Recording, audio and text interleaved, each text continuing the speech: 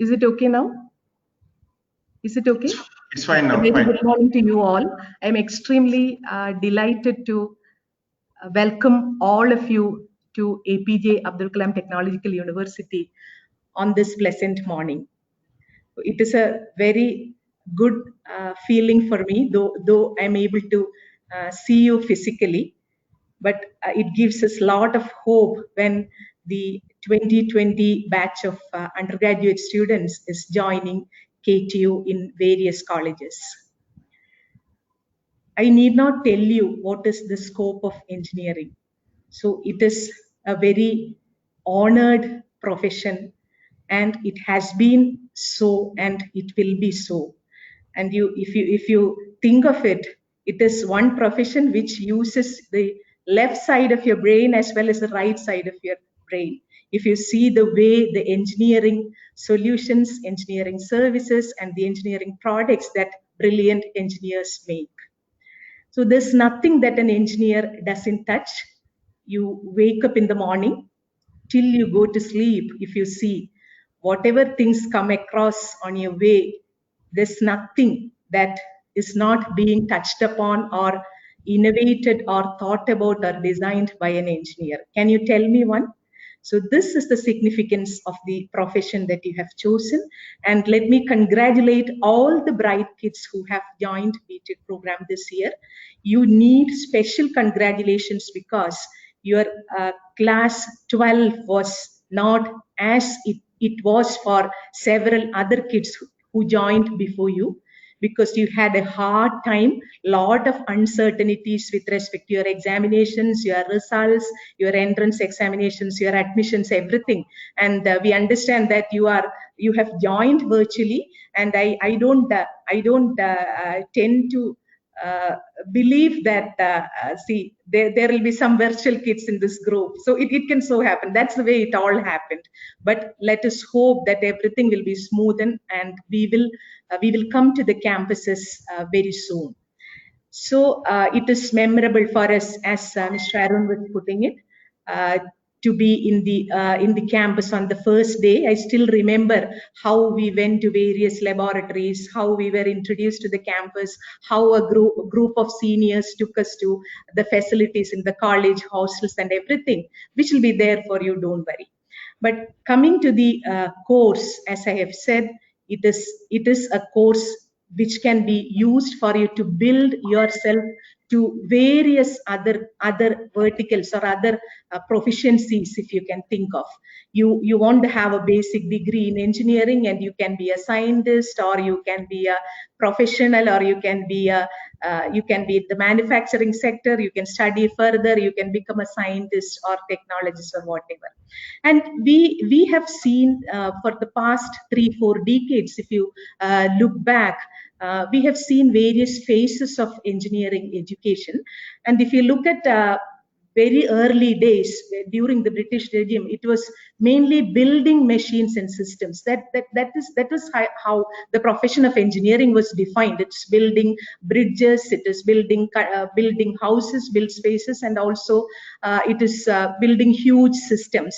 And that was supposed to be the job of an engineer. And later in 1980s and beyond that, 10-15 years, engineering profession and engineering education has changed, and science was given more important, especially with space sciences and advances in space sciences and this trust that was given. Then there was a dramatic change there, like hydraulics getting changed to fluid mechanics, some changes in courses, some changes in the way engineers, graduates go out and work. And now it is again different, and now it is mostly information driven. So if you think of the profession of an engineer, it is like the men, information and machines. Those are the three pillars in an engineering profession. And this evolution shows how these three forms interacted in different ways. And now we are in an information revolution where information takes precedence, and the decisions and the designs, everything made by an engineer is is dominated by the availability of information. And next, if we can see information, we are already in industrial revolution 4.0, and we are every day listening to artificial intelligence, machine learning, and very sophisticated engineering products and solutions which are themselves intelligent, which means that intelligence is also not coming from an engineer, but it can be built to machines to a great extent. So what does it mean? When you graduate, you will be graduating in 4 years, and in another 60 years or so, you will be serving the community with your engineering products and solutions, where you will be going to the next level, which is innovation driven and something beyond that. That is where, children, you need to prepare yourself. If you look at the history of how engineering education and the profession as such progressed, so that is the challenge, and that is how you should be building yourself, and that is how you should be empowering yourself from the campuses. And we have also seen that COVID-19 has exposed us to various challenges, and we are in the new normal, where most of the things we are doing, the services we want, the business we are operating, the education, everything has been changed, and it is completely a changed model, where you as a person is central to everything, and then the rest of the things, the infrastructure comes around you, and then you are in a connected world to whatever services you are looking for, whatever things you're looking for in your life. You are in the connected world, and the connection of ubiquitous devices connected over the internet will be able to provide you everything you want.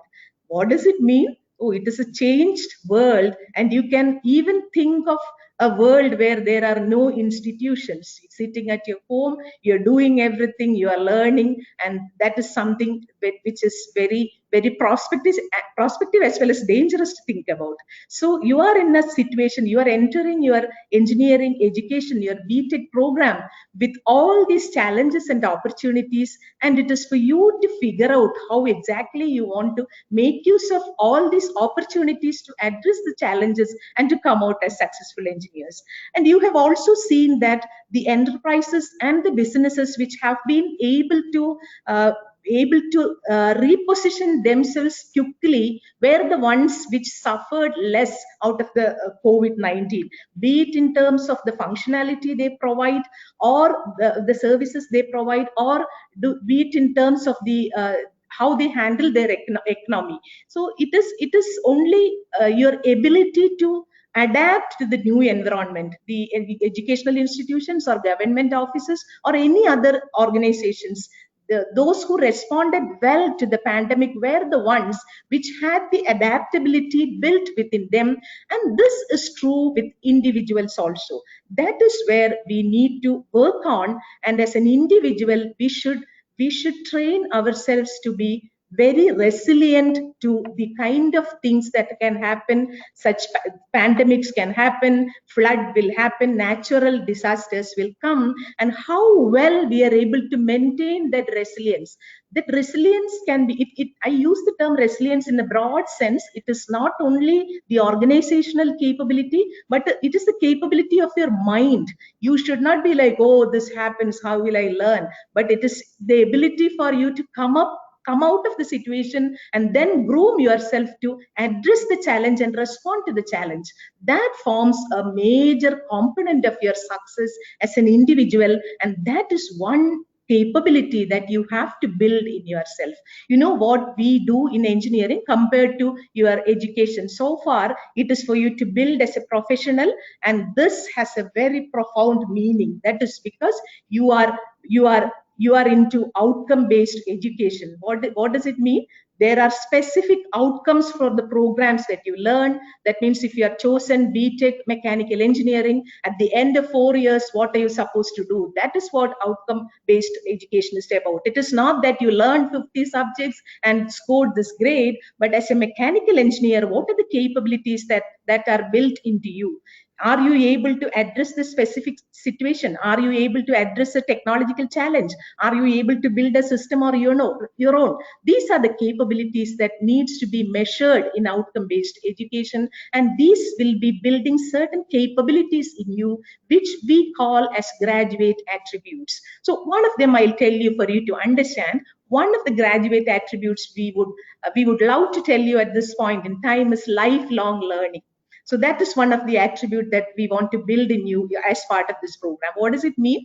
You are going out as a successful engineer and you go to the industry and you see that only 60% of what you are learned or less than that is being used in an organization. That means for you to prove successful in that organization, you have to adapt to the organization's practices. You have to learn new things in terms of technology and theoretical knowledge, and then you have to apply it. And that only determines your success as an engineering professional. And this is very important. So when you're becoming 35 years, everything will substantially change. You are in your mid-career, and then how are you able to adjust to the emerging trends, technologies, and the knowledge that need to be built to empower yourself? So your longevity in your profession is dependent on how well you are able to adapt yourself to the changed environment and learn yourself to perform in that organization or any profession you are in. If you are a teacher, you won't be respected if you are not up to date. The children have their own way. So this teacher knows everything, that teacher knows only what that teacher has learned. So that is dangerous. So that is how you should be. You should be empowering yourself. You should be a lifelong learner. And now opportunities are many. You have everything around you. You have your seniors to look up to. You get all the information from them, but you verify for yourself that these are correct, and you have to rely a lot on the faculty members, and you have to be with them. The faculty member is the first person whom you should be relying on in the campuses, and they are there to handhold you with your problems, your changed environment, your adaptation to the new program. It is very likely that at the age of 18 you find this very different, and you tend to say you won't be so confident at times to accustom to these changes. So all these can only be addressed by the faculty members in your campuses. You will have your staff advisor, head of the department, principals, everyone will be there for you, and you will have to be with them for you to come out as a successful person from the campuses. So this is much more important than your school days, because this is something which requires so many other capabilities and confidence that needs to be built into you, and that is how you should take it. You have all the facilities, and you have successful professionals who have come out from the engineering colleges, from this university itself. You have successful models that have come up, and you have very good things to follow, but you need to keenly open yourself and see how you can use this tacit knowledge to improve yourself. It is not to work against the systems, but it is to positively use this knowledge to empower yourself. I am not saying that you should not criticize and accept whatever comes on your way. You always have the freedom to question. You always have the freedom, but you should think for yourself what is right and what the world is expecting out of me, and how I should be empowering me for this change, for me to be a successful professional till the end of your life. That is how I should put it. Even at the age of 70, 75, people should come to you for advice. You think of people like our E.M. Sridharan. You can think of you know how old he is and what are the kind of recognitions that he is getting. That is because there is something which is not available elsewhere. The kind of knowledge, the tacit knowledge, which will not be available in books, which will not be able to be given by Google, but it is something more than that. And I would like to see that each one of you coming out of your colleges are coming with such expertise, and you are prolonging that expertise building throughout your life. And that is what matters. And that is the culture you are leaving to the college in which you are learning, and also to the university. How is the popularity of this university going to be assessed? It is only because of the footprints of the students who graduate from this university. It is not by the digital footprints that you make in your troll KTU or in the Facebook pages, but it is by the contributions you give to the society. You have a college in a rural place and you help the livelihood there to improve their lives. Then you have made a real footprint as an engineer, and that is what matters. So an engineer has a lot of things to do with the society.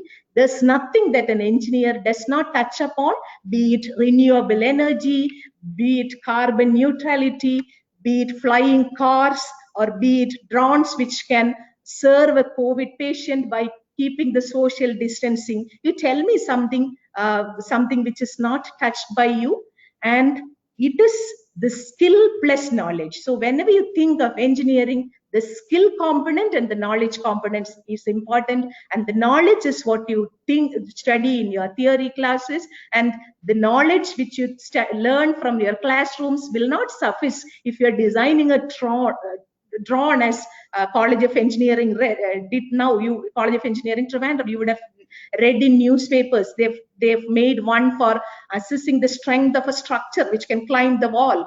It is not only from the classroom learning, but it's a skill that is also getting blended with the theoretical components that you learn. Why don't you think of such interesting things for the community in which you live? So this engineer and society, that is one of the other graduate attributes that you're learning, and this is what you are expected to come out with at the end of 4 years from the campuses. So empower yourself, believe, trust your teachers, and be loyal to your parents. That is also very important, because they have been working for you. They have been nurturing you, sacrificing their own things, compromising their own good life or whatever, and you should be loyal to them. How can you be loyal to them? You exercise your duties fully these 4 years. You have very interesting things to do in the campuses. Your campuses will have very brilliant opportunities. If you want to do some social service, there is something for you. If you want to do some experiments, you have very wonderful labs where PhD scholars also work, MTech students also work, and you also have teachers. You do consultancy who will be taking you along with them if you are able to help them properly with your technical inputs. And you have the paraphernalia to do everything from your campuses, and it is only your open mind and your capability to be with all these that is what is important. And let us hope that that will happen. And I have lots of hopes and aspirations on the students who are joining the campuses in 2020, because by now they should have been resilient and they would have been adaptive, and they should also have the capabilities to introspect themselves and reflect on what is expected and how the society changes and how I should be changing myself, how the world changes and how I should fit into that world. With these few words, I wish good luck to each one of you. Your colleges have also designed some exciting programs to you. Listen to all of them who are meeting you, and then think for yourself what is good for you. Good luck. Thank you. Thank you very much, madam, for your motivating words. So now I invite our Honorable Pro Vice Chancellor, Dr. Ayoob sir, to deliver his address. Over to you, sir. Honorable Vice Chancellor Dr. M.S. Rajasree, the IQAC Coordinator Professor Dr. K.Gopakumar, Dean in Charge Dr. Bijukumar, our Industry Coordinator Dr. Arun, Honorable Principals, Faculty Members, and guests of the day, our dear students. A very good morning to all of you. Honorable Vice Chancellor gave you enough inputs, a clear understanding of what has really been expected out of a graduate. What is engineering profession meant to be, and what is expected out of Ayoob sir, professional Ayoob sir, education.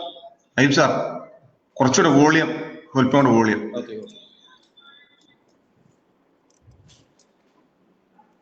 Is it clear right now?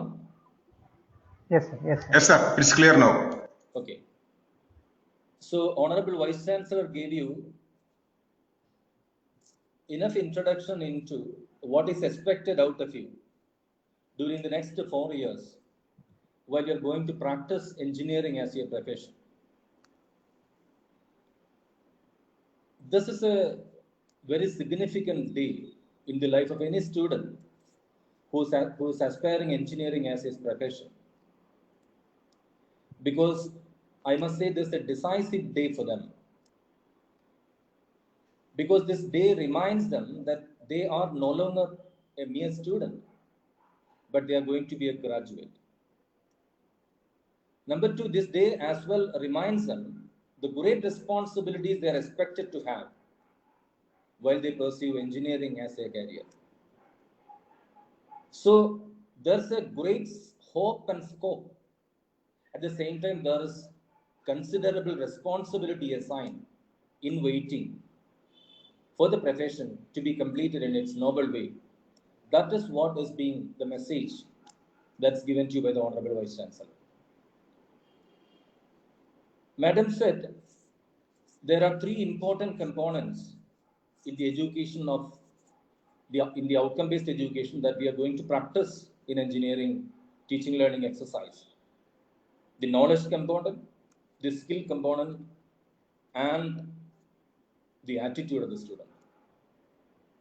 If we assign this to the three corners of a triangle, with the vertices getting occupied by knowledge, skill, and attitude, you can see this basically defines the structure of the curriculum that you're going to have in the next 4 years. This may be slightly different from what you have learned in your elementary classes or even plus 2. We have students from CBSE, ICSE, and even higher secondary stream. I feel majority of our students are coming from the higher secondary stream, and many of them might have learned all these things in Malayalam. And students from rural areas will also be there in engineering education. And they may have an apprehension that in the next 4 years, we are going to have the total teaching learning process to be carried out in English. So can we cooperate with that? Can we align well with the teaching learning process there? And I would like to answer that question first to all those students coming from the Malayalam medium, that it is very easy and it is very interesting to learn the lessons of engineering once your fundamentals in basic science of mathematics, physics, and chemistry are clear. So you need not have any apprehension for the smooth transition of your engineering curriculum. Like Honorable Vice Chancellor rightly pointed out, the world is changing so fast. And do remember, the curriculum or the university system is almost like a static mechanism. Our curriculum may not be changing with the pace that is happening in the industrial world, in the industrial domain. It may not be incorporating all the features that are leading the industrial world right now. But do remember, in graduation, your teaching learning style or process should be different.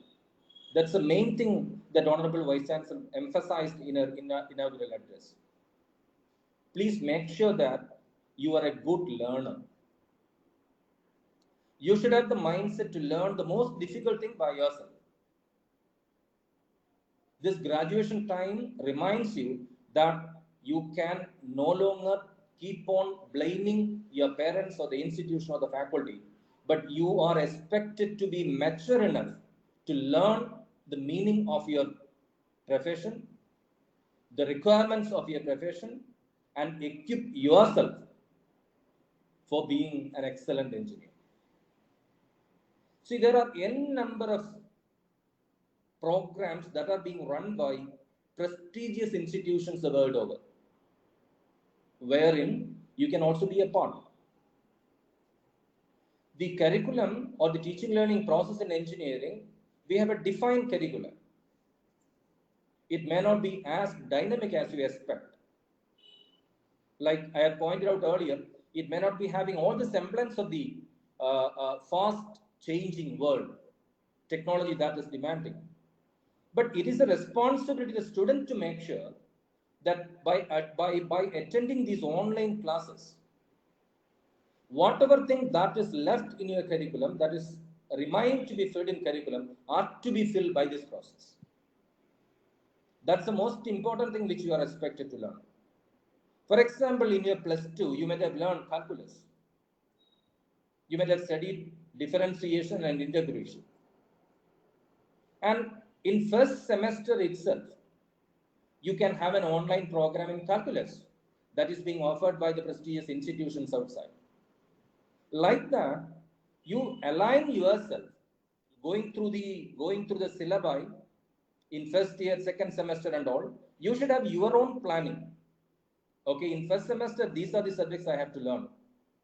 But at the same time, I can as well have a list of online programs that I can go through. And this is the way in which the curriculum gaps are getting identified and filled. And that is exactly what is expected out of a graduate right now. I remember in a prestigious institution in Kerala, when a company came for campus placement, they have shortlisted students who did at least 2 online classes in a particular domain, which may not be there in their curriculum. That's why I'm to tell you, like Honorable Vice Chancellor rightly pointed out, there is no point in blaming or criticizing the system.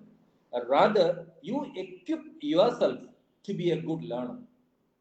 So my first and foremost request to all the aspiring graduate is to prepare your minds for being a lifelong learner. I also join Honorable Vice Chancellor in emphasizing this point. Second point is,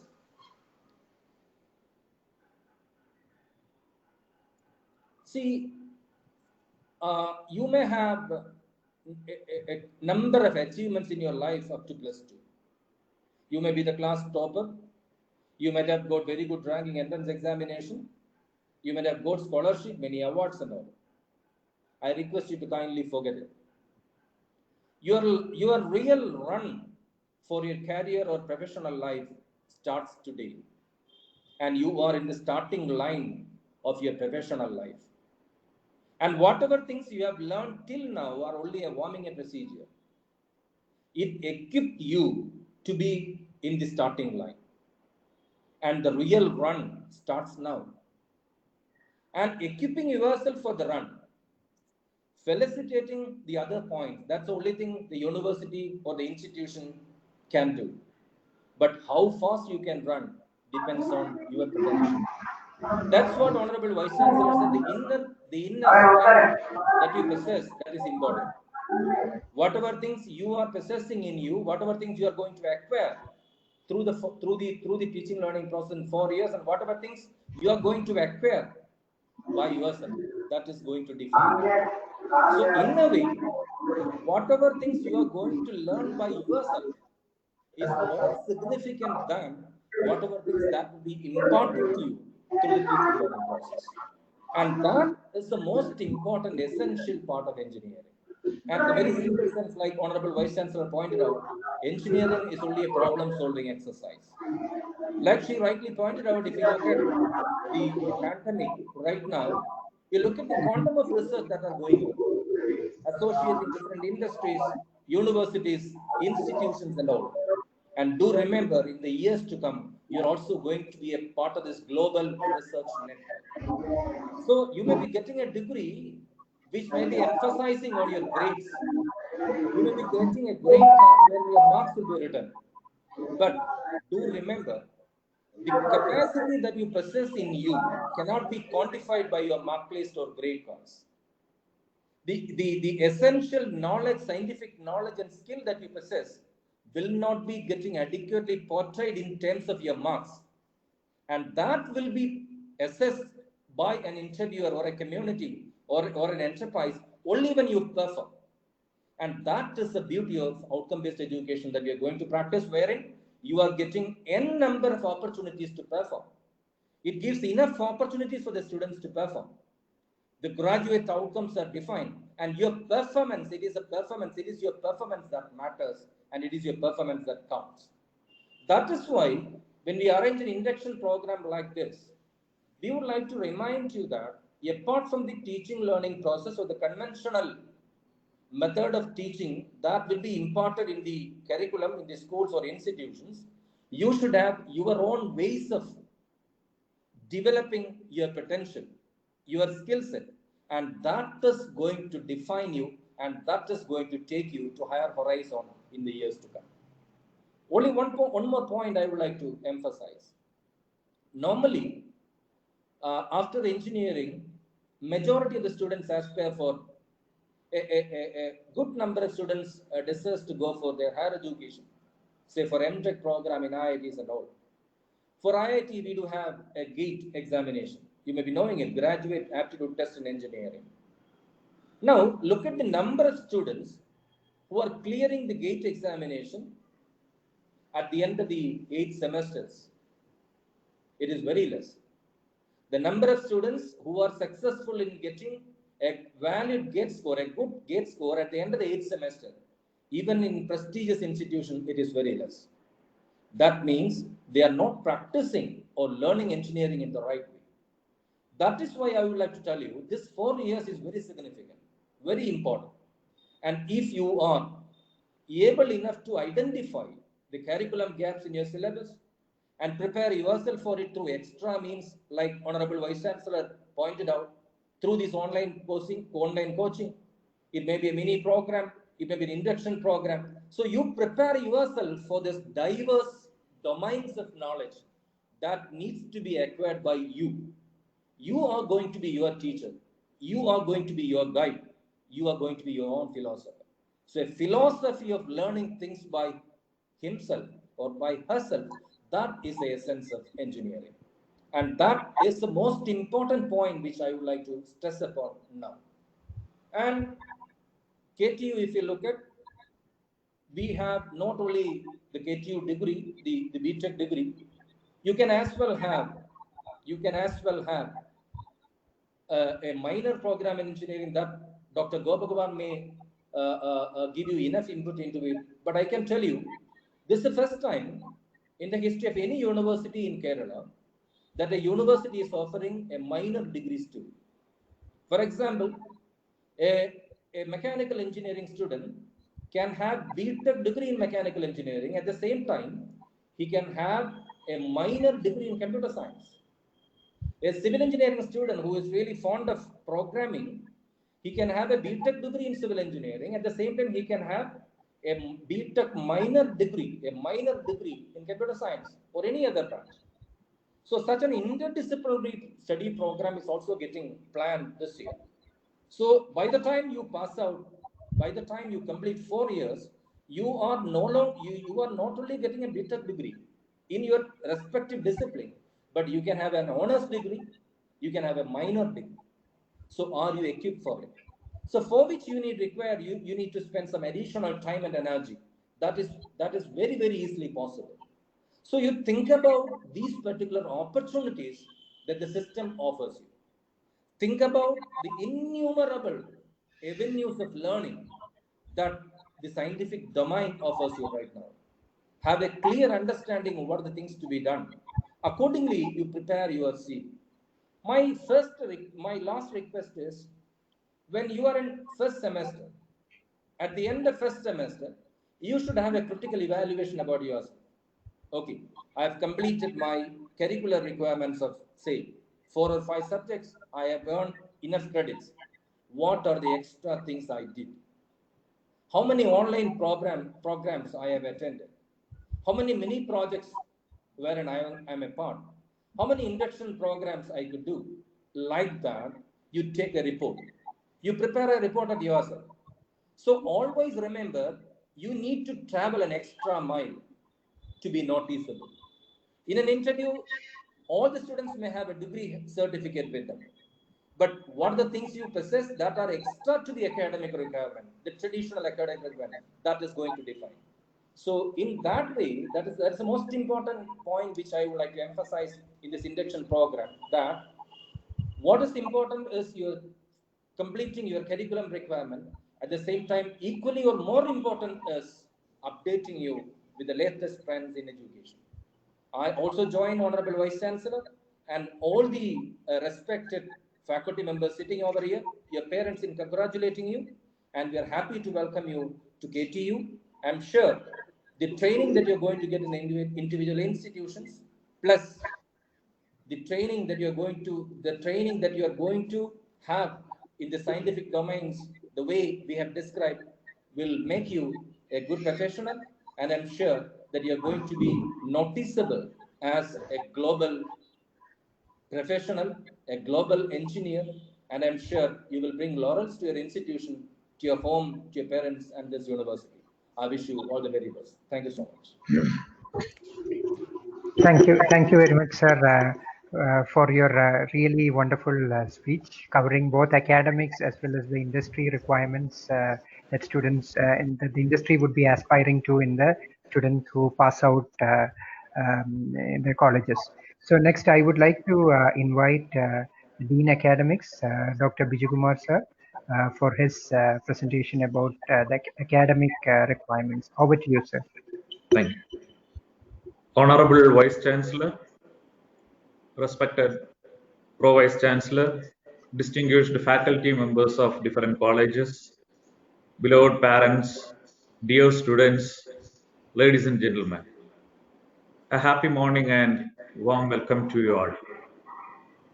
First of all, I would like to congratulate the parents and their wards to choosing engineering as their profession. So rightly pointed out by our Vice Chancellor as well as Pro Vice Chancellor that the scope and career opportunities of engineers. And I want just like to mention you that there is a misconception about engineering, that the scope of engineering is diminishing by nowadays, and many graduates are wandering without a job. But is it the reality? Can we find any field in our day-to-day life without the touch, without the contribution of engineers? So what are the vital roles played by engineers in nation building?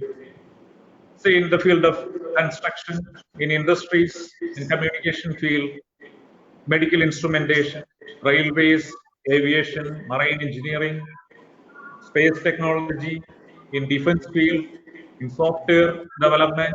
Say, if I putting as a list, it may endless, and the opportunities are that much. Say, the job opportunity is very high when compared with any other profession or any other degree. So I will definitely say that this is the right choice and right selection of your career. So please practice. Then what is the requirement for achieving such a great goals? It is nothing but hard work and dedication to the profession. Please practice this with solid determination, very well and clear goal and passion. Success will always be yours, no doubt about it. Then my honest request to the parents that you just listen to your words. Even they have grown up, maybe crossed 18, but still they need a mental support from you. So this is a transition from +2 to a professional course. Surely there will be a lot of pressure from the peers, maybe from the teachers, colleges, courses, etc. They have to be prepared to face these challenges. So parents, you give necessary support to them, motivate them, listen to their needs, and never succumb to their unnecessary demands. Wherever you feel it is not necessary, say a definite no to such cries, and make them prepared to face any challenges and accept the realities as such. Success and failure, the two parts, or let me say that the two sides of a coin, and it may come at any point in your life, and we should be ready and always ready to endure failure also. If I quote the words of our greatest visionary and the beloved president, the former president of India, Dr. APJA Abdul Kalam's definition about fail, it's nothing but the first attempt in learning. So consider failure or defeat as a choice, or any such difficult areas or problems, you just change it into a opportunity or a choice for you. So I wish all the very best for our aspiring engineers, as pointed out by our Honorable Vice Chancellor and respected Pro Vice Chancellor about the courses, the minors, the curriculum, and your role. Have 4 fruitful years ahead, and I wish all the very best for all of you. Jai Hind. Thank you very much, sir, for your words. So next we have Dr. Gopakumar sir, who is the IQAC coordinator at KTU, for his session. Over to you, Gopakumar sir.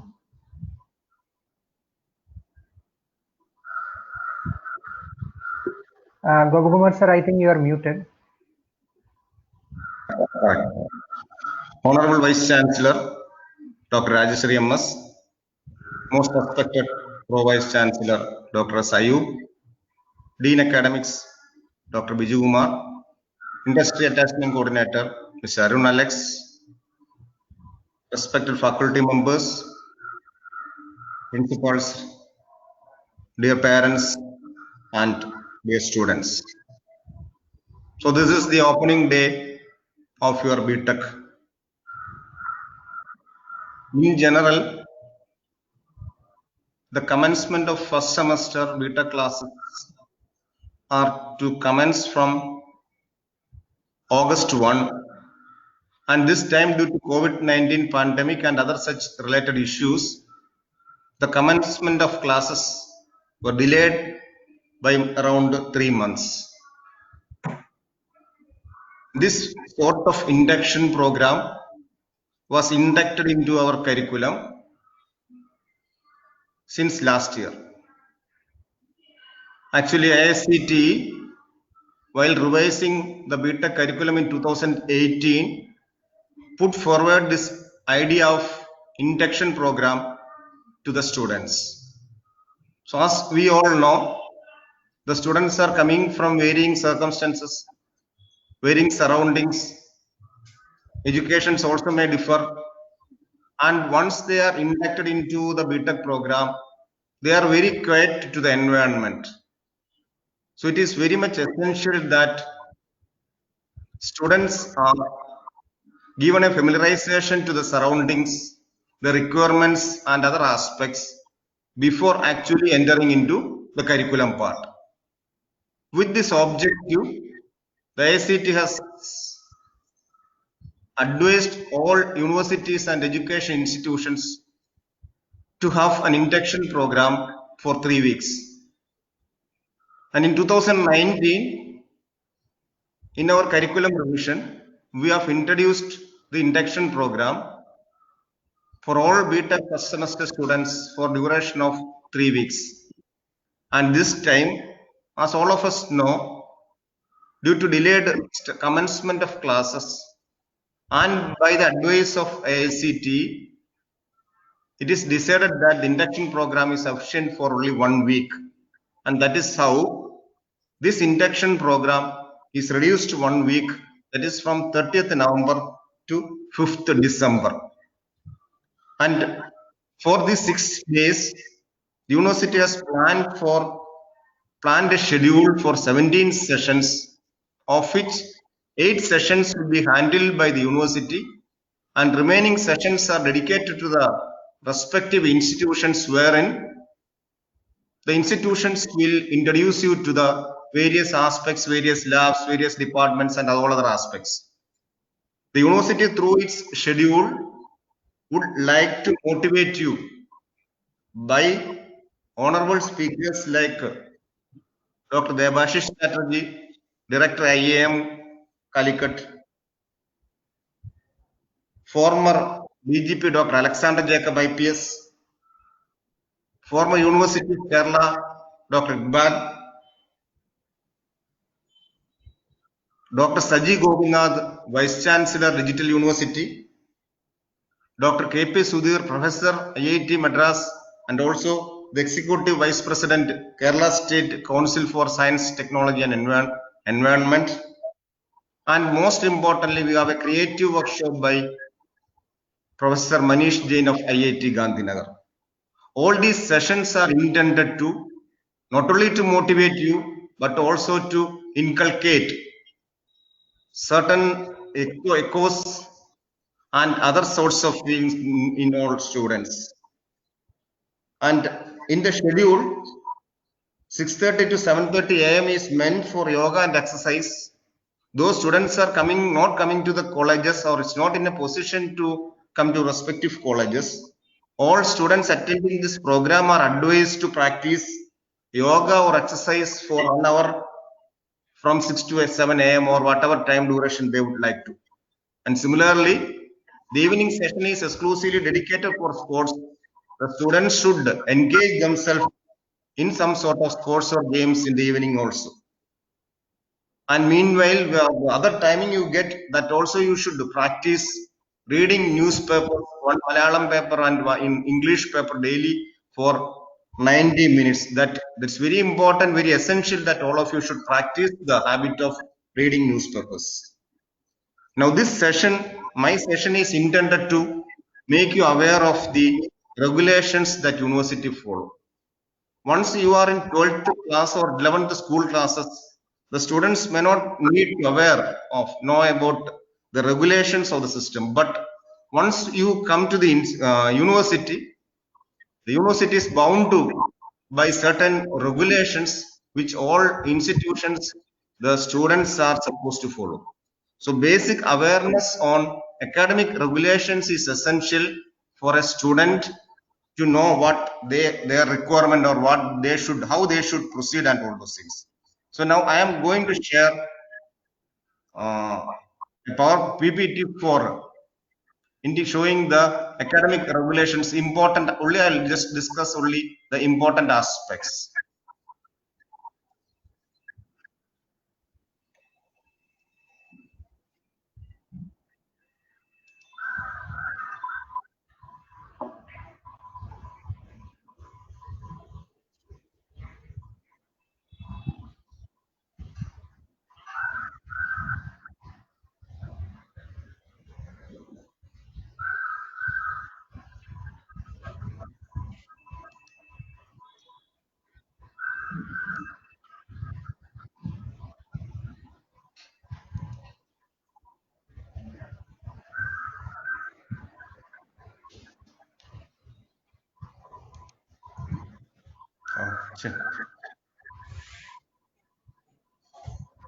I don't. Yeah, we can see your screen. We can see your screen. Shall I mail it? Yeah, sure.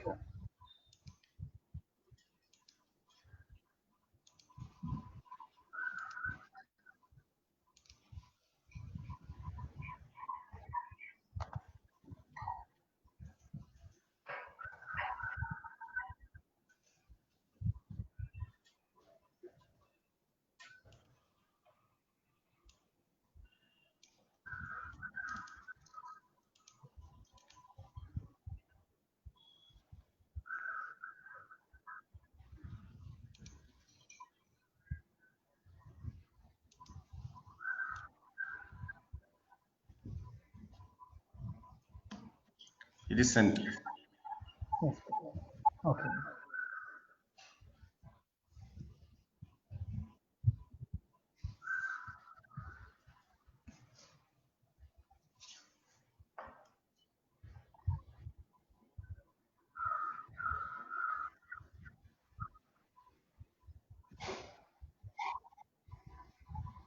So all of you, please wait. The screen is going to be shared for the regulations.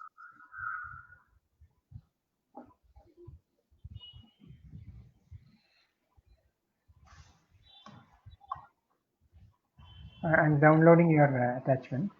Sure.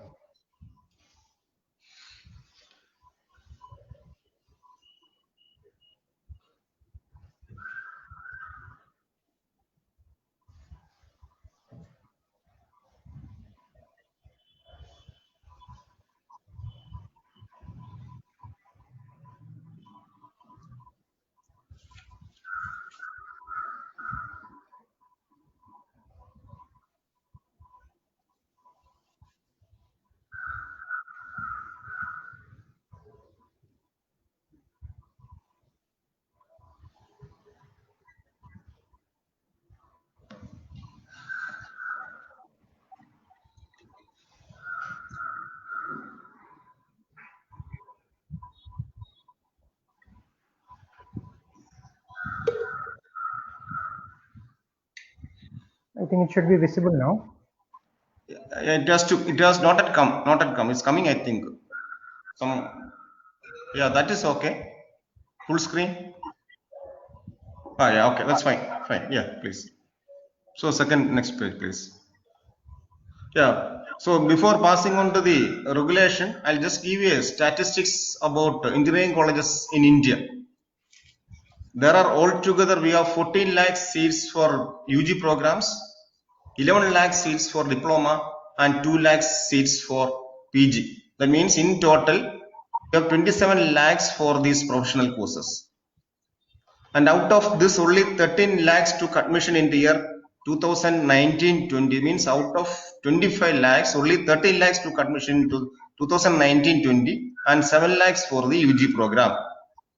In India, we have around 4,500 colleges. In Kerala, we consider the statistics.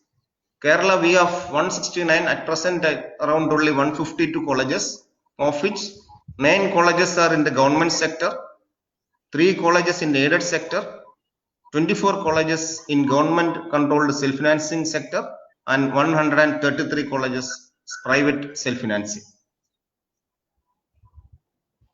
Yes. Next.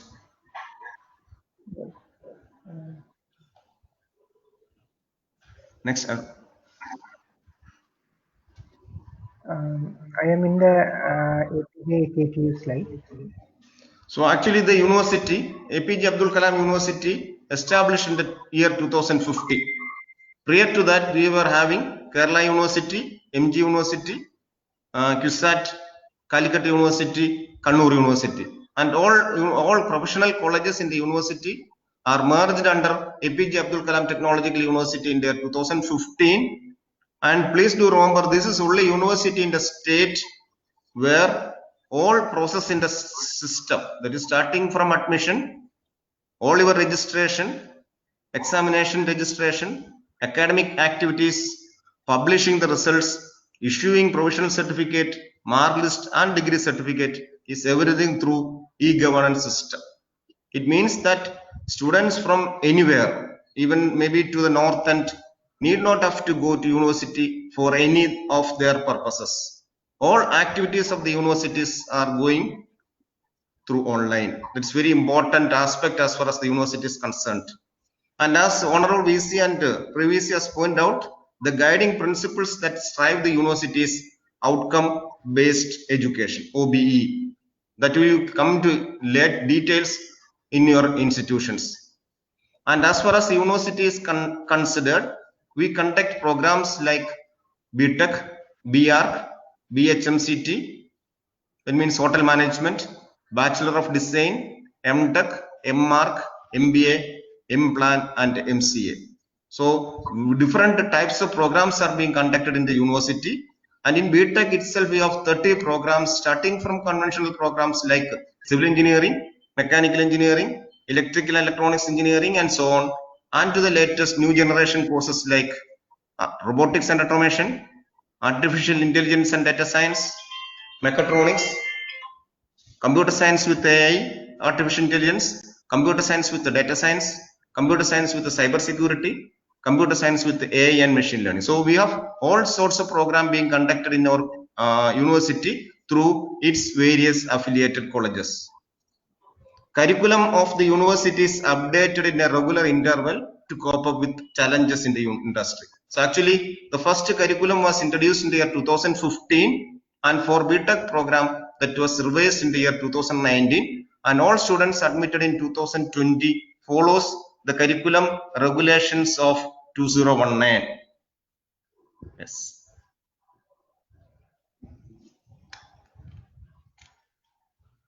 Aruna? Yeah, I'm in regulations.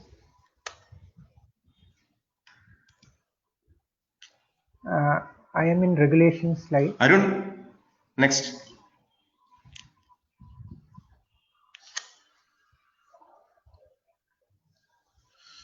Sir, I think it is loading slow at your side for the others. I am in the regulations slide. Can you see my screen?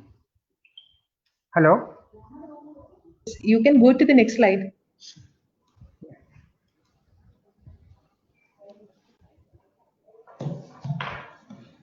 Previous slide. Previous. Yeah. Is it regulations continue? Previous. Now we will just glance through the regulations. The regulation of the BTech program duration is 8 semesters, that is 4 years. And maximum duration as of now permitted is 6 years, that is 12 semesters. Meaning a student admitted in the year 2020 has to pass out by 2026. That is the maximum duration permitted as per the existing regulation. And for each semester, there is 72 working days. And for the program, we have total 160 credits. That is for the BTech program from semesters 1 to 8. So we are measuring in terms of credits and 2 additional credits for the other activities.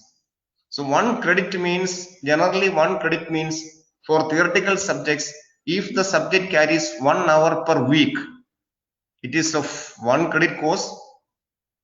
If it is of say 4 hour, it is going to be 4 credit course, and so on. Likewise, and similarly for practicals, if the practical duration is from 1 to 2 hours, it carries 1 credit.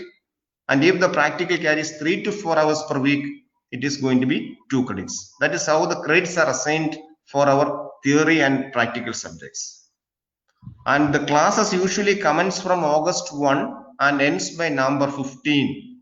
This time it is delayed due to COVID-19. And the second even semester, that is 2nd, 4th, 6th and 8th semester are to commence from January 1 and by over April 15. So meaning between even semester and odd semester means where semester over by April 15 means examination and all other activities will be over by 1st June or May 15. And all students will be getting around 2 months holidays during summer, means June, July month is exclusively holidays, and university has designed this duration or this slot in accordance with our national institutions like NITs and IITs. That means the 2 months vacation which is available during June and July can be exclusively used by students to undergo some sorts of internship in national or international institutions. That is how the university has designed the curriculum. In addition, the curriculum provided 3-week internship for students, not admitted students, but this induction program for newly admitted students, an internship for the final year. Next page. Yeah, I have changed it. I think it takes a time to load for everyone. Next page, Arun. Yes, sir, I have changed it. It takes time to load.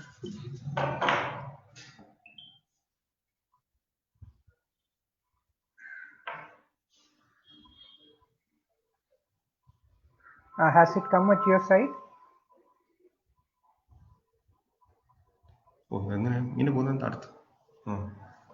Has the slide come at your side, sir? Hello?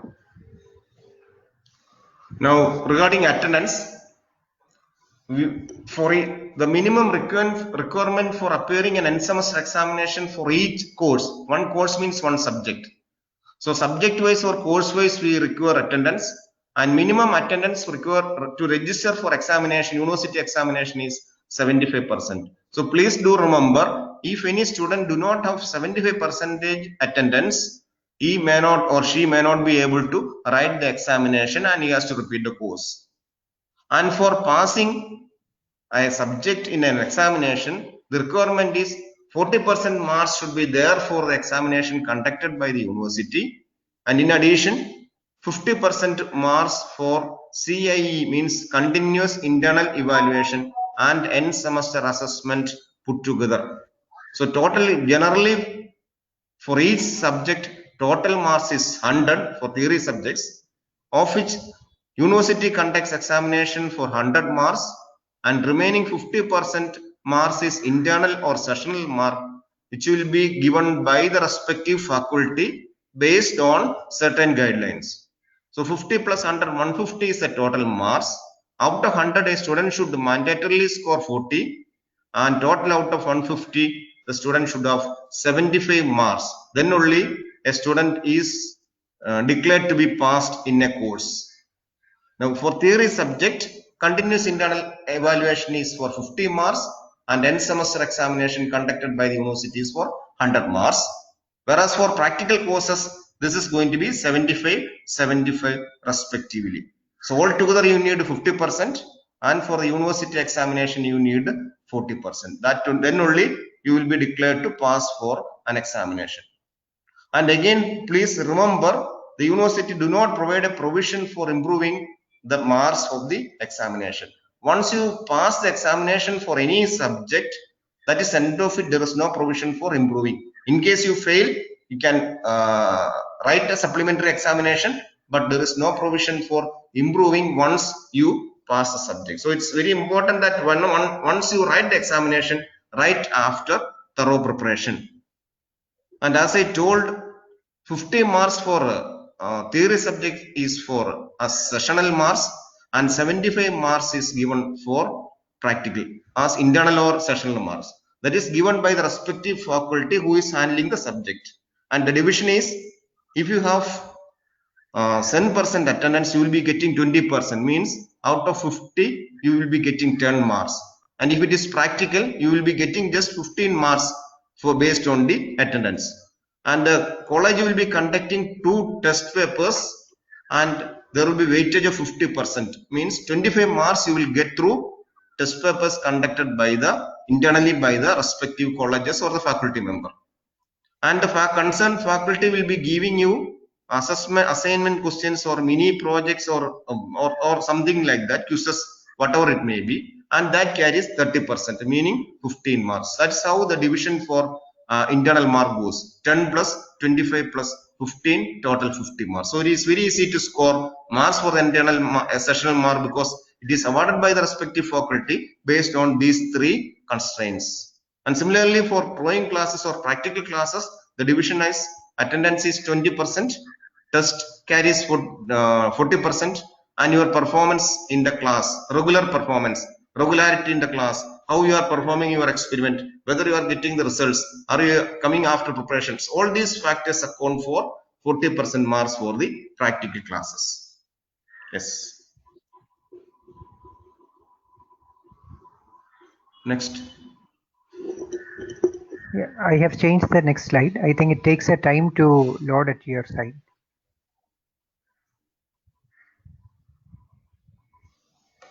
Who will let me?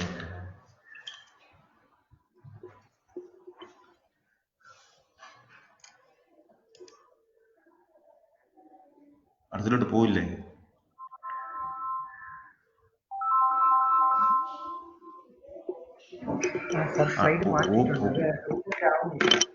ഓ ശരി.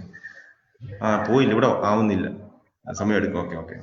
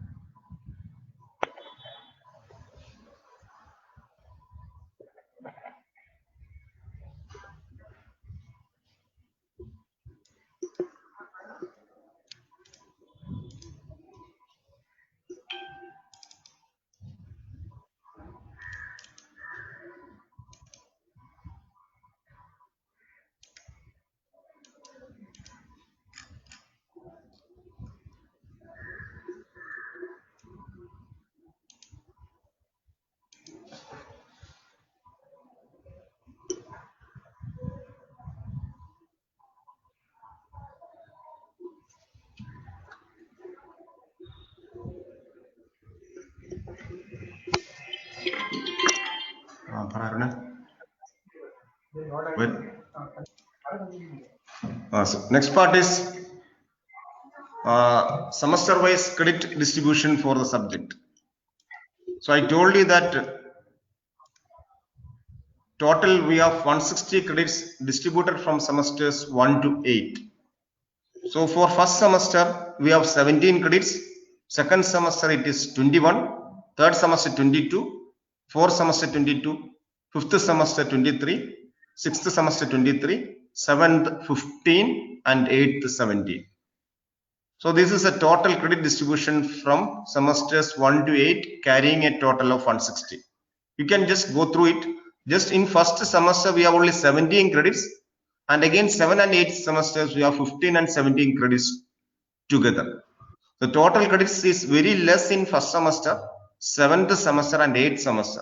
The reason being, first semester we have, as per the curriculum, we have 3-week induction duration. That means the students will be getting less number of working days. So it is not possible that we can include more subjects in semester 1. That is why semester 1 carries only 17 credits, whereas semester 7 and 8, so you are studying BTech from semester 1 to 6, of which first and second semester subjects are general subjects varying from mathematics, physics, chemistry, graphics, mechanics, civil engineering, electrical engineering, electronics engineering, and so on. So these general subjects will be common to all students for first and second semester, whereas each student will be going in depth of the respective program, respective branch or specialization starting from semester 3. And most of the core subjects or important subjects will be covered from semester 3 to 6. Meaning, once you reach 6th semester or once you complete 6th semester, you will be covering, the curriculum is designed in such a way that the entire or the major aspects of that particular discipline will be covered by semester 6. That means now you are in a position to develop or create a product. That is very important. Whatever you have studied from semester 3 to 6, you need to apply it. So in 7 and 8 semester, the curriculum gives more weightage to the creation part. You have to design something. You have to consider various aspects, social aspects, cost aspects, all those things, and finally you need to implement it. That is what is called creation. That is called project work. So 7th and 8th semester of the BTech curriculum spends much time or majority of the time for their project work, and that is why in semester 7 and 8 we have only less subjects. So whatever you studied in semesters 1 to 6, you need to develop into some sort of product depending on your interest, choice, and so on, all those things. So 7 and 8 semester, the majority of time is spent for project work and also for some sort of internship in industries. And again, another column is there, we are indicating the number of subjects. In first semester, we have only 4 subjects, theory subjects, plus 2 practical courses. In second semester, 5 subjects plus 2 practical courses. 3, 4, 5, and 6. It is like this: 5 theory, 2 practical courses. In sixth semester, we have 1 more Viva paper is there, so 5 plus 3. While coming to 7th semester, we have 4 subjects only. In 8th semester also, we have 4 subjects plus a project. So you just see the curriculum aspect. This is the number of subjects or courses that we have throughout semesters 1 to 8. Considering with the plus 2 curriculum or syllabus, the syllabus for BTech is so simple. Meaning you need to study only less coverage for each subject. But the thing is that once you study a subject or course in BTech, that you need to study in depth. You need to know what the subject aims, what is the objective of the subject, what are the course outcomes listed in the subjects. These things should be very much familiarized to once you are studying one subject. Unlike you studied for plus 2 or school level, here you need in-depth study of each subject. Then only you will be able to pass through some competitive examinations and, as PVC pointed out, GATE examinations. So your knowledge in subject, each subject will be monitored by such competitive examinations. So do remember, rather than just trying to just pass an examination or getting high marks. It's very important. Getting good score for each subject is very important. At the same time, you must ensure that you are familiarized with, you know the subject in its full strength. So try to solve some numerical problems associated with each topic of the subject you are studying. So once you are able to solve numerical problems associated with the relevant topic, that you will become an expert. So that means that mathematics plays a significant role as far as BTech is considered. Rather than just studying the theoretical aspects, you be able to analyze it and do some numerical problems also. Now, credit requirement for registering higher semester, that's also very important. I told you that first semester 17 credits, second semester 21 credits, third is 22, fourth 22 credits, of which first and second semester total carries 38 credits. And if a student should be enrolled in the fifth semester, please do remember, you must have 21 credits from first and second semester together. It's very easy. First and second semester itself contain 38 credits, of which a student should score 21 credits for enrolling into S5. Otherwise, that's going to be a break and you have to wait for another year to register to S5. So there is a break in S5 wherein a student is supposed to have 21 credits from both S1 and S2. Similarly, if a student need to register to 7th semester, enroll to 7th semester, he should earn 47 credits from semester 1 to 4. Actually, from 1 to 4, we have 38, 40, 62, 60, 84 credits is there total from 1 to 4, of which a student should have or should pass that much number of subjects so that he or she has 47 credits from semester 1 to 4. Otherwise, he cannot enroll into 7th semester. He has to break there and again study the failure subjects, and only after scoring 47 credits, he will be permitted to register or enroll to 7th semester. So two barriers are there in BTech as per our regulation, one in 5th semester and other in 7th semester. So please see that they are not having any break in your studies. Just try to follow what faculty members are teaching you and try to develop the habit of self-learning also. Self-learning along with the discussion with the faculty members help you to develop your curriculum aspects as well as your knowledge in the subject. So it's not like a school course like spoon feeding. Here you also try to learn subjects by own, and after studying subjects, this online the classes will be commencing only in online mode. So this online mode of option or this COVID-19 is allowing or making the students for developing their self-learning capabilities. So you try to learn some things from in your home. Teachers will be providing you some relevant topics, notes, textbook, etc. Once you go through this, you will get something, and those things which you are not clear to, please try to get clear from your faculty, respective faculty, by means of discussion. So try to learn 50% by your own and remaining 50% by discussion forums. That is regarding credit requirements. Now for the BTech, our BTech degree, as far as the BTech degree is classified, once you complete your BTech degree, there is two classifications allowed as per the regulation. One is first class, or second is first class with the distinction. So we do not specify the percentage that all of you are familiarized with.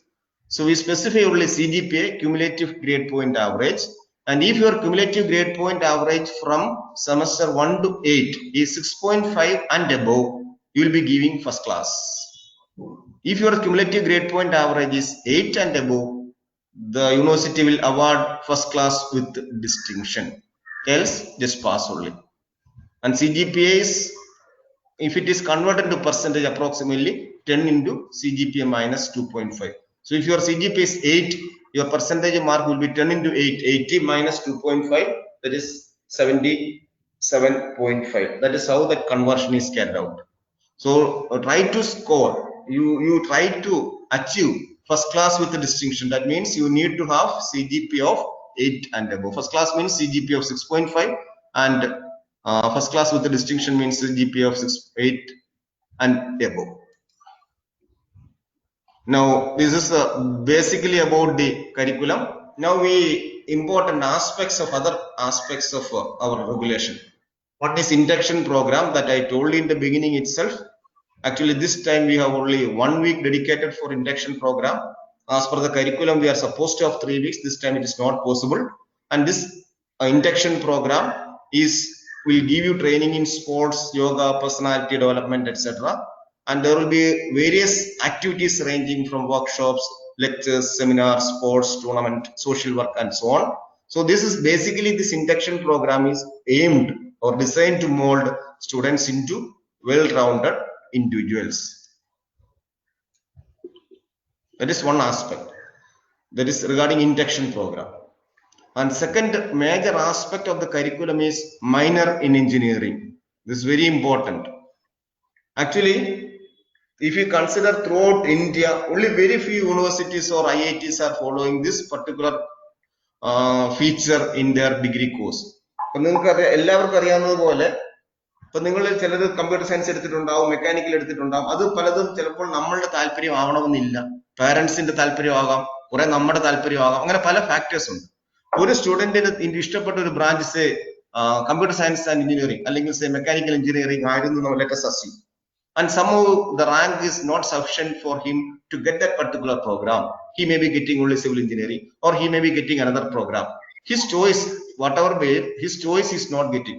Here the KTU is giving you an option for studying your interest also. That is called minor in engineering. ഒരു interdisciplinary അല്ലെങ്കിൽ ഒരു multidisciplinary culture നമ്മളുടെ കുട്ടികൾ, ഇത് foreign യൂണിവേഴ്സിറ്റിയിൽ വളരെ wide ആയിട്ട് popular ആണ് ഈ പറയുന്ന ഇന്റർഡിസിപ്ലിനറി അല്ലെങ്കിൽ multidisciplinary culture. So here by this sub program, that is minor, the university aims to cultivate and to develop this interdisciplinary aspect among our students. That's called a minor in engineering. So as we discussed earlier, a student joining into say BTech in mechanical engineering need to earn 160 credits from semesters 1 to 8 for awarding his BTech degree. So his major discipline is BTech in mechanical engineering. That's fine. So he regular courses he will be studying, and he will be scoring 160 credits. At the end of 8th semester, he will be awarded a degree by the university saying that he has passed BTech mechanical engineering in first class or distinction. So his major degree is now BTech in mechanical engineering. Other than that, the curriculum permits a student to do minor in engineering. Meaning, if a student, say mechanical engineering student, is say interested in say electronics branch, or say he is interested in say structural aspect of civil engineering, or say he is interested in some algorithm part of computer science and engineering, likewise. So if he is having some interest in other disciplines, some part of other disciplines, the university provide the option. What a student should do is, he has to study additional 5 subjects varying from semesters 1 to 8. That starts in 3rd semester. You need to study additional 1 subject in 3rd semester, another subject in 4th, another subject in 5th, another subject in 6th. So 3 to semester 6, the student will be learning 1 subject each, means 4 subjects, plus a small project work or a mini project he can complete either in semester 7 or 8. So in total, the student has to complete 4 theory courses and 1 mini project work. So 5 additional courses has to be completed by a student to award minor. That means 5 subjects total. As per the curriculum, it is 20 credits. So already he has 160 credits, which is mandatory for awarding his BTech major discipline. And apart from that, if a student is successful in completing the additional 5 subjects listed in the curriculum for awarding minor, he will be awarding a minor degree. So the university will be awarding him a degree like BTech in mechanical engineering with a minor in say artificial intelligence, with a minor in signal processing, with a minor in chemical engineering, with a minor in fluid flow technology. Likewise, so the student, if this certificate is produced at some employer side, you can very well say I am basically I am a mechanical engineering, but I have slight inclination towards computer science, or I have slight inclination towards say civil engineering. So that will increase the placement opportunities for a student. And not only that, that will help a student to develop his interdisciplinary or multidisciplinary concept. So this is a feature which is incorporated by our university. And you can see, if you just refer to the colleges or universities throughout India, this is being followed only in very fewer IITs or NITs and very few universities. So all of you are quite lucky enough. The students admitted in 2020 is lucky enough that you will be getting a very good opportunity for doing or for developing your interest, actual interest, apart from your major discipline area. That is one aspect. And second feature, as far as our regulation is concerned, one is the induction program, wherein you are introduced to various aspects. Second one is the minor in engineering. Third one is honors program. And the minor engineering, I told you, minor is meant for developing interdisciplinary culture. And minor is for a student in one major program, and he is doing a minor in some other program.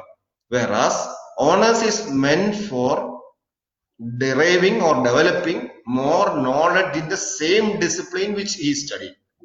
A student says studying in mechanical engineering, he can study more in detail or in depth additional advanced courses in mechanical engineering, not any other branch, same program, same discipline, and you are studying additional advanced courses. So like mentioned about the minor, here also you need to score additional 20 credits. Here the minor actually starts from third semester, whereas honors start from fourth semester.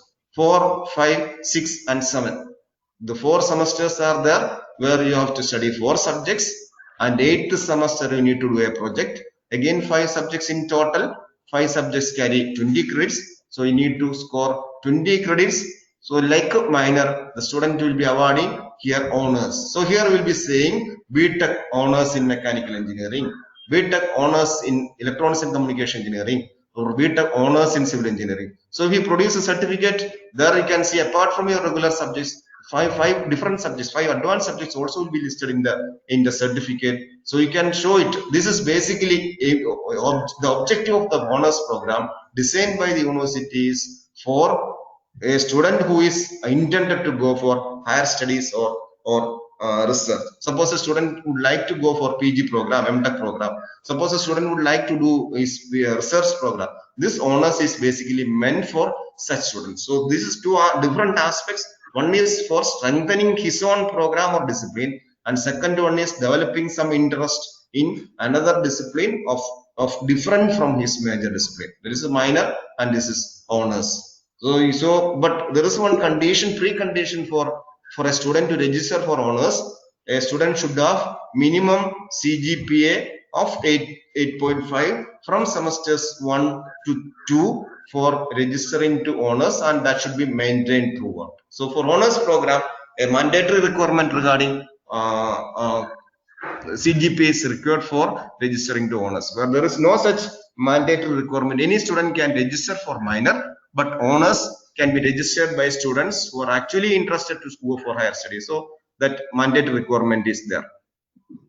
Then other aspect, what is promoted by the universities, MOOC courses. That has also been pointed out by Honorable VC and PVC.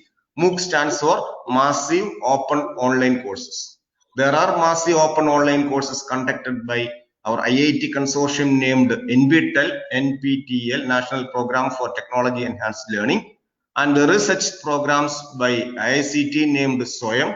And there are such courses offered by important or major foreign universities like Stanford University, Harvard University through Coursera platform. So students of our university is encouraged to do such online courses. So that help you to develop self-learning. You can refer to the sites of NPTEL, SWAYAM or Coursera and can choose courses of your like. So starting from now onwards, you can start learning new courses. So if somebody is interested to do say AI or something like that, he can do a course in Python, or somebody can do a course in Java, or somebody can study a course on calculus, somebody can do a course on linear algebra. Likewise, there are many wonderful or good courses having very good scope offered by NPTEL is there, SWAYAM is there, Coursera is there. These are three major platforms. Through utilizing these three platforms, you can study courses by yourself, and they will be providing assignments. Everything will be online, and maybe there will be an examination towards the end. And if you are successful in completion, you will be getting a certificate by NPTEL or SWAYAM or Coursera stating that you have completed this course of this much duration, and that degree certificate will be there. So if you have such degrees with you, such certificates with you, again that will help you much for your placement. So students, please note of this, start learning courses like this, and once you reach 8th semester, if you have such 5 or 6 certificates which will be, no need to look back, you will be getting a placement without any doubt. I think you might have read in newspaper that during lockdown, one student who has completed a BTech from CET has completed around 50 or more such courses. So all these certificates, whatever extra certificates you have, as far as engineering profession is concerned, it is going to be worth, and you will be considered without any doubt for a placement by any employer. So try to develop yourself, try to develop your knowledge, try to develop your skills through such courses. So that is another. So I discussed about induction program, about minor program, about honors program, and about the MOOC courses offered by such university. In addition, these such MOOC courses will be considered for awarding grades for the minor program as well as honors program. I told you that for minor and honors, you need to take 5 subjects. And instead of 5 subjects, you can take 3 subjects or courses that is offered by university, and 2 courses can be from MOOC that also is promoted by university. So if you are able to complete 2 courses, that will be considered for minor. Also, if you are taking another 2 courses, that will be considered for honors. So these ways, university try to promote students self-learning through such platforms. In addition, university is having a student to be awarded BTech degree 160, that is mandatory credit is 160 from your courses from semesters 1 to 8. In addition, all students of BTech are to score 2 credits.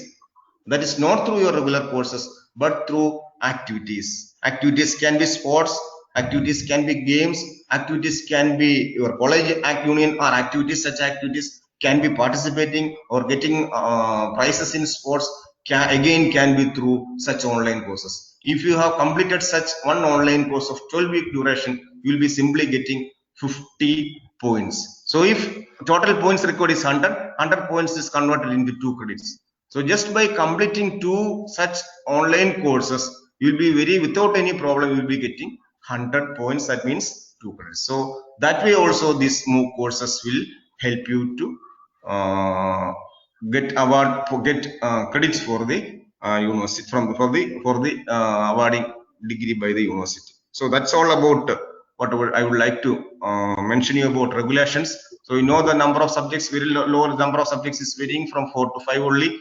2 practicals per each semester. Total 162 credits required for awarding BTech.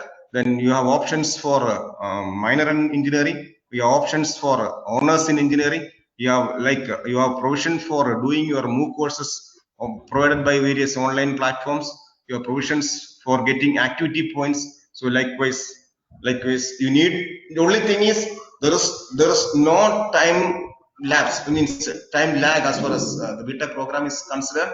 So it is not fully packed schedule. Your students are getting sufficient time. Only thing is you need to spend some amount of time after your regular class hours to become a successful engineer. And do remember, as far as engineering is concerned, it is universal in nature. Your BTech degree at APJA Abdul University will be recognized throughout the world. That's very important as far as an engineering is concerned. I appreciate you for taking engineering as your portion, because it's a professional course, and when we look back, only thing is you need to study regularly, you need to know the current trends, you need to have update on that. Once you have update on your program, there will be going to be a successful engineer, and any look back, you will certainly get a profession job one place or another. Thank you all. Thank you very much, sir.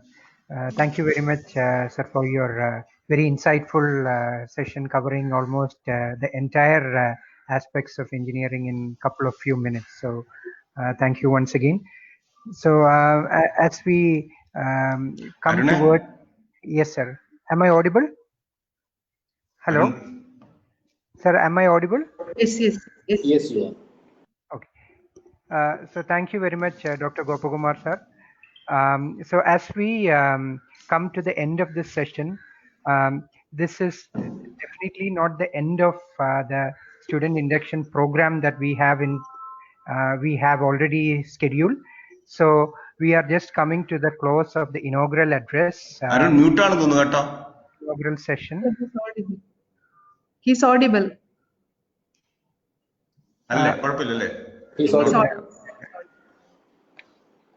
So, so let me first of all thank our Honorable Vice Chancellor, Dr. Rajasree ma'am, who has taken time off from her really busy schedule and made herself available for this inaugural address. On behalf of each and every faculty members, students, and everyone at KTU, let me thank you for your wonderful inaugural session. Thank you very much, madam.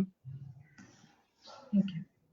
So next, let me thank our Honorable Pro Vice Chancellor, Dr.Ayoob sir, for delivering his address, in stressing out the need for gaining additional knowledge, much more beyond academics that our syllabus can offer, and updating the individual knowledge and getting placed in a good company. So thank you very much, sir, for your insightful session. So let me also thank Dean Academics, Dr. Bijukumar sir, for all the advices that he has given along with his words, especially for grooming the students and for the parents. So thank you so much, Dr. Bijukumar sir.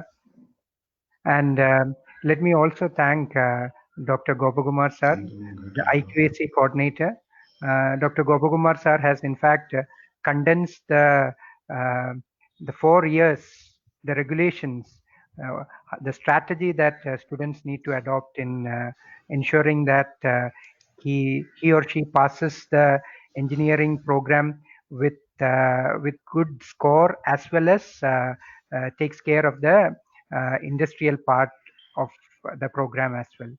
So it's been a really great time to have each one of you over here. Let me also thank the faculty members of our affiliated colleges, the principals, the students, the parents, and each and everyone for joining the session, taking time to attend this session. So we are quite sure that your engineering journey will definitely be a memorable event in your life, and this day will be remembered throughout your life. And engineering is also, as Dr. Gopakumar sir had mentioned, engineering is not just a course or a program. Engineering is in fact a way of life, and we are quite sure this engineering program will help you gain friends, make friendships which last forever in your life, friends that you can always approach to, teachers that you can always count on, teachers who can always guide you in the right step throughout your life. So with these words, thank you one and all. Thank you for joining the session, and we also look forward to the next session, which is planned at 11:30 a.m. today by Professor Manish Jain on creative learning workshop.